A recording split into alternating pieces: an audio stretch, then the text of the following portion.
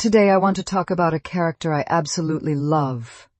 A character who doesn't dominate the screen with endless episodes, but whose presence leaves an impact impossible to forget. Because behind her stoic face, her quiet devotion, and her wings of paper, there's something much deeper.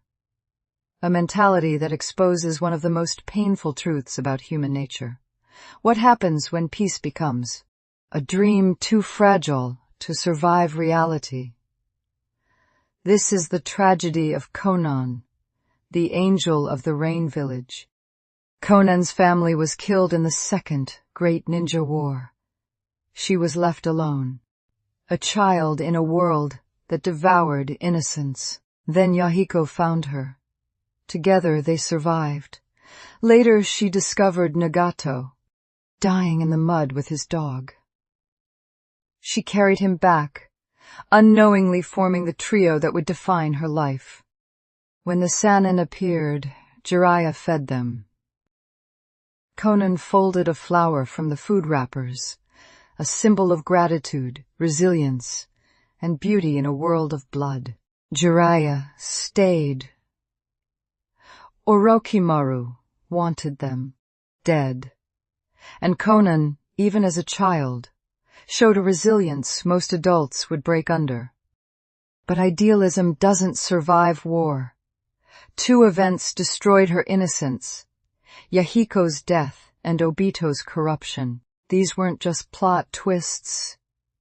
They were psychological detonations. Hanzo's trap is the moment Conan's life fractures.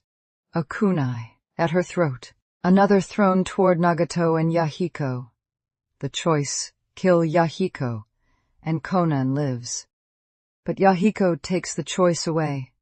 He throws himself onto the blade. The sound of his body hitting the rain-soaked ground echoes in Conan's mind forever. Even after Nagato saves her, even after she becomes God's angel, that sound never leaves her. Nagato's grief mutates into rage. His body deteriorates. His worldview collapses. Conan becomes his caretaker, his nurse, his strategist, his shield. Her paper jutsu, once innocent origami, becomes a weapon of devotion. Her wings become the wings of an angel, guarding a god who can no longer walk. She hides behind cynicism, but her entire identity is chained to Nagato's philosophy. Pain teaches. Innocence dies. War is eternal. During the Jiraiya confrontation, Conan attacks without hesitation. No greeting, no warmth, just instinct. But when pain immobilizes her, you see it, the flicker of the girl she used to be.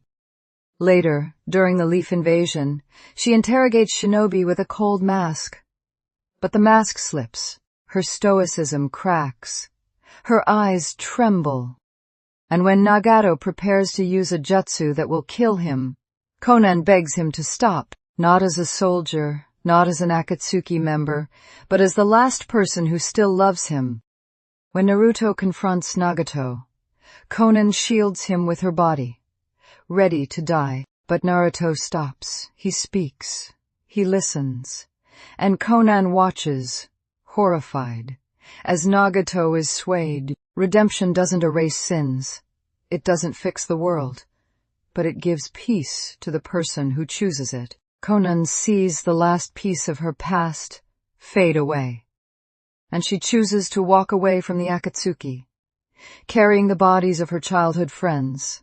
Conan's last battle is one of the most underrated fights in Naruto. She prepares. She plans. She calculates every detail with surgical precision. And she nearly kills Obito, the man who corrupted Nagato, destroyed Yahiko's dream, and plunged the world into chaos. But Obito has one final trick. He impales her with a pipe, And here is where Conan becomes the strongest woman in Naruto. She pulls herself off the pipe. She stands. She keeps fighting. She refuses to die until she makes her final choice. And then, for the first time in decades, the sun shines on the Rain Village. A miracle, a symbol, a final blessing. Conan attacks with the last of her chakra. But the skill gap is too great. Obito grabs her by the throat and snaps her neck. And just like that, the angel falls. Conan's story isn't about victory. It's about the cost of loyalty, the fragility of peace, and the tragedy of living for someone else's dream. She teaches us that trauma doesn't always turn you evil. Sometimes, it turns you into a realist. She shows us that devotion can be both strength and prison. And she reminds us that even angels can break. The tragedy of Conan isn't that she was weak. It's that she was strong. But her strength was chained to someone else's pain. Her final act wasn't proving herself. It was choosing to fight, choosing to resist, choosing to believe in peace, one last time. Sometimes the strongest thing you can do isn't surviving. It's making your final choice with dignity.